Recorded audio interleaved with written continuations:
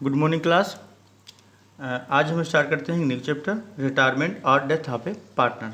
पहले हमने पढ़ा एडमिशन ऑफ ए पार्टनर। जिसकी फर्म में पार्टनर्स आते भी रहते हैं, न्यू पार्टनर्स आते भी रहते हैं और फर्म से ओल्ड पार्टनर्स जो हैं वो रिटायरमेंट भी लेते रहते हैं, यानी कि फर्म को छोड़ते भी रहते हैं, जाते भी रहते हैं। अभी हमने एडमिशन ऑफ पार्टनर पढ़ा।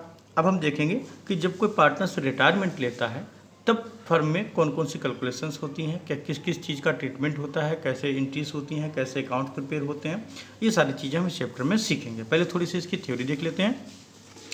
देखिए है क्या, a partner has the right to retire from the firm after giving a due notice in advance.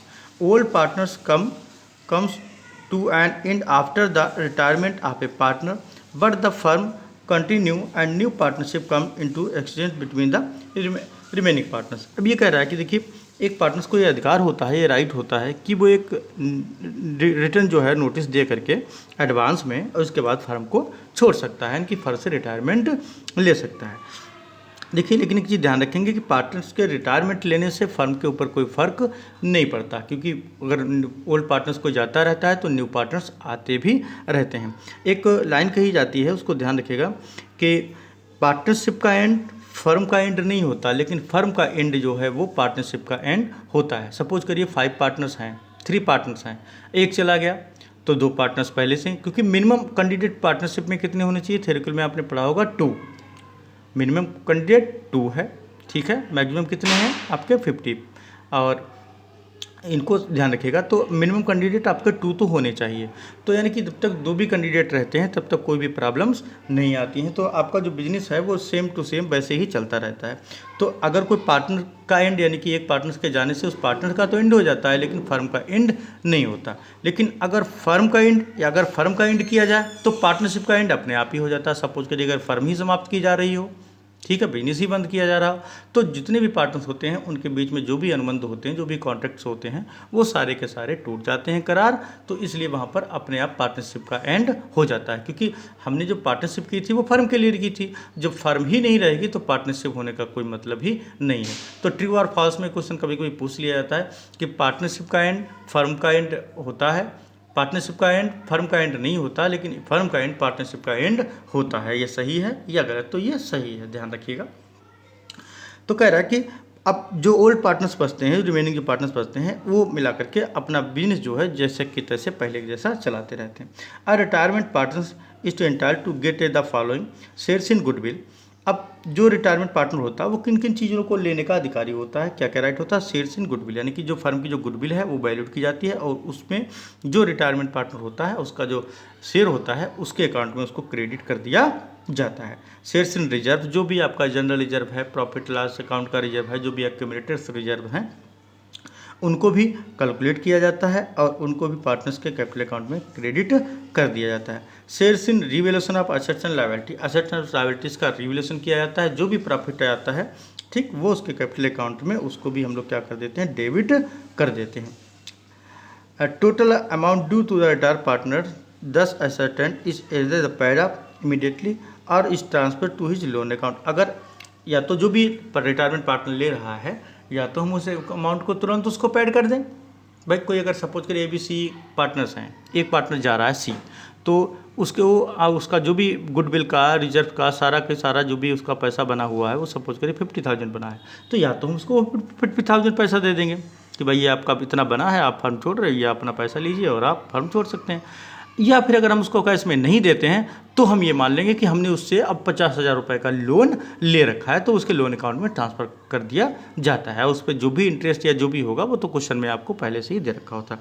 यानी कि या तो आइदर तो हमें या तो कैश पे इमीडिएटली पेड कर दें, अदरवाइज कहाँ ट्रांसफ़र कर दिया जाता है, उसके लोन अकाउंट में ट्रांसफ़र कर दिया जाता है। ये बात क्वेश्चन में आपको दी नहीं रखी होगी, बस आपको ध्यान रखना है कि अगर कैश में पेमेंट कर दिया गया है फिर तो कोई प्रॉब्लम ही नहीं, अगर नहीं किया गया तो आपको अपने आप से उसके लोन अकाउंट में ट्रांसफ़र करना पड़ेगा। ओके, या कोई नेगेटिव बात कह रखी है तो जैसा क्वेश्चन कहेगा हम वैसा करेंगे।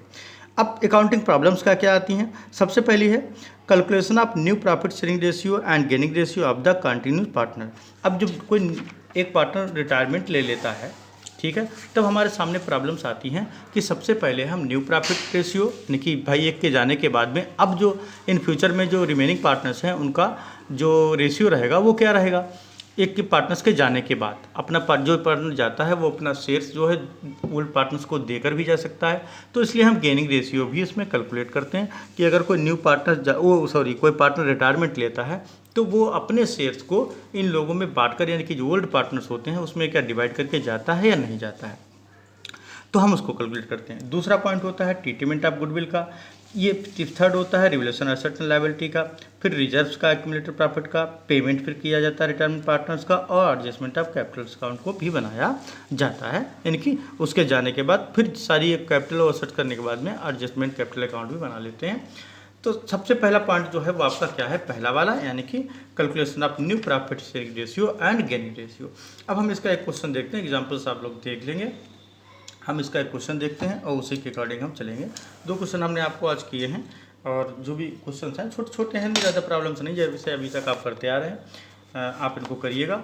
हमने जो करी बाकी जो बचेंगे 1-2 हम उसमें कल भी देख लेंगे, ज़्यादा आप लोग कर लीजिएगा। छोटे छोटे क्वेश्चन हैं, मैं इसमें बता दे रहा हूँ। जैसा कि देखिए ध्यान से 2 क्वेश्चन मैंने इसलिए किए क्योंकि दोनों में आपको डिफरेंस समझा चुका हूँ। बच्चों के सामने थोड़ी सी प्रॉब्लम आई थी कि इसमें ऐसा कह रखा है सर, और इसमें ऐसा कह रखा है, इसमें ऐसे किया, अब इसमें वैसे किया।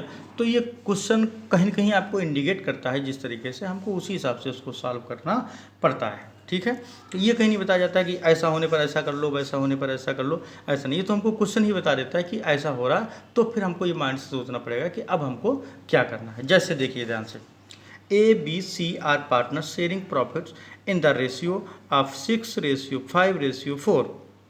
Calculate new profit sharing ratio if A retire, तब आपका न्यू प्रॉफिट शेयरिंग रेशियो क्या होगा, इफ B retire तब आपका न्यू प्रॉफिट शेयरिंग रेशियो क्या होगा, एंड इफ C retire तब आपका न्यू प्रॉफिट शेयरिंग रेशियो क्या होगा। तो देखिए हमने इसको क्या किया है, बहुत सिंपल है। कैलकुलेशन आप डाल देंगे, calculation of new profit sharing ratio. Old ratio आप ABC का कितना है, 6:5:4। ओके, हम इसको ऐसे भी कह सकते हैं 6, 5, 11 और +4 कितना 15, तो 6/15, 5/15 एंड 4/15 भी हम इसको कह सकते हैं। ओके, अब क्या कह रहा है, व्हेन A रिटायर। अब देखिए जो रिटायर हो रहा है, कौन रिटायर हो रहा है यहाँ पर, ध्यान से ABC पहली कंडीशन में क्या हमारा है, सपोज करिए ये पहली कंडीशन हो गई, ये दूसरी कंडीशन हो गई और ये आपकी तीसरी कंडीशन हो गई। ओके, तो फर्स्ट कंडीशन में मान लीजिए ए रिटायर हो रहा है, तो इसमें कहीं भी क्वेश्चन में ये बात नहीं कही गई है कि ए अपना शेयर्स जो है वो ओल्ड पार्टनर्स को डिवाइड करके या उसका कुछ पार्ट दे करके जा रहा है, यानी कि ए सीधे जा रहा है, उसने अपना शेयर्स किसी को भी नहीं दिया, यानी कि जो रिमेनिंग पार्टनर्स हैं उनको नहीं दिया है। तो सिंपल सा है, व्हेन ए रिटायर्ड, ठीक, जब ए रिटायर होगा तो the new ratio between B and C कितना हो जाएगा, देखिए ए, बी और सी, ये रेशियो है ए, बी और सी के। पहले कौन सा, ए रिटायर हो रहा है, तो जो बाकी रेशियो बचेगा यानी कि बी और सी का क्या बचेगा, बी और सी रहेगा ओल्ड पार्टनर्स, 5:4। तो हमारा आंसर क्या हो जाएगा, 5:4। फिर है when B retire the new ratio between A and C. अब अगर बी रिटायर हो रहा है, अब सपोज बी रिटायर, तो ओल्ड पार्टनर्स में कौन कौन बचेगा रिमेनिंग में, ए और सी। तो ए का रेशियो कितना है 6 और सी का रेशियो कितना है 4, तो कितना हो जाएगा 6:4। अगर सी रिटायर हो रहा है तो सी चला जाएगा, तो 4 यानी कि चला गया उसका शेयर, तो ए और बी आपके रिमेनिंग पार्टनर्स अभी भी हैं, तो उनका कितना रेशियो 6:5, तो इनका कितना हो जाएगा 6:5। इसमें देखिए कुछ नहीं था, वो सिंपल सा था क्वेश्चन, यानी कि जो भी पार्टनर जाता है अगर वो अपना रेशियो किसी को दे करके नहीं आता है, तो जो रेशियो ओल्ड पार्टनर्स का रिमेनिंग बचा हुआ था वही उनका अब न्यू रेशियो हो जाता है। ओके, नेक्स्ट क्वेश्चन नंबर 3 मैंने उसमें थोड़ा सा डिवाइड करके जा रहा, उसको भी मैंने देखिए किया है। देखिए इसको ध्यान से, एल ध्यान से देखेंगे, L, M and O were partners in a firm sharing profits in the ratio of 3:2:2। Okay, M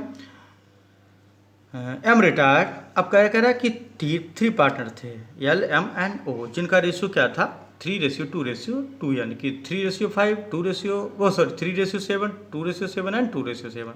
M ने रिटायरमेंट ले लिया, जो एम एक पार्टनर था उसने रिटायरमेंट ले लिया, एंड हिज शेयर्स, अब देखिए जो रिटायरमेंट हो रहा, and his shares was divided equally between L and O, और जो इसका शेयर्स है एम का शेष कितना है 2/7, उसका क्या करते हैं इक्वली यानी कि 1/2 यानी कि एम के शेष का, ध्यान से समझना है भाई, उसका इक्वली निकालेंगे ना।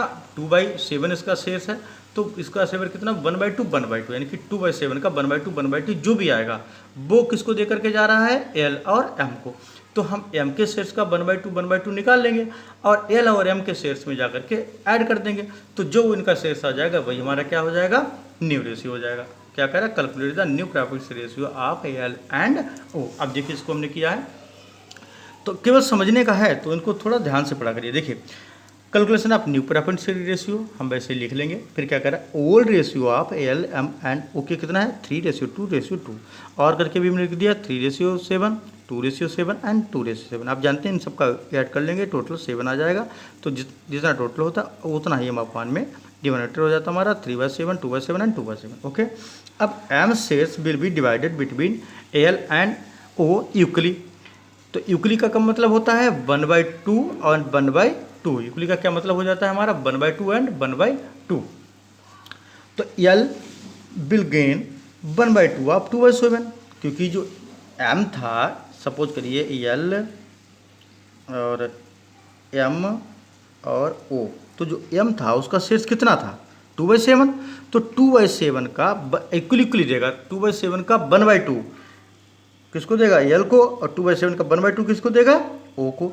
तो हम पहले निकाल लेंगे 2/7 का 1/2 होता कितना है, तभी तो हम जाकर के एल में जोड़ेंगे, जाकर के इनको इतना मिला है इसका।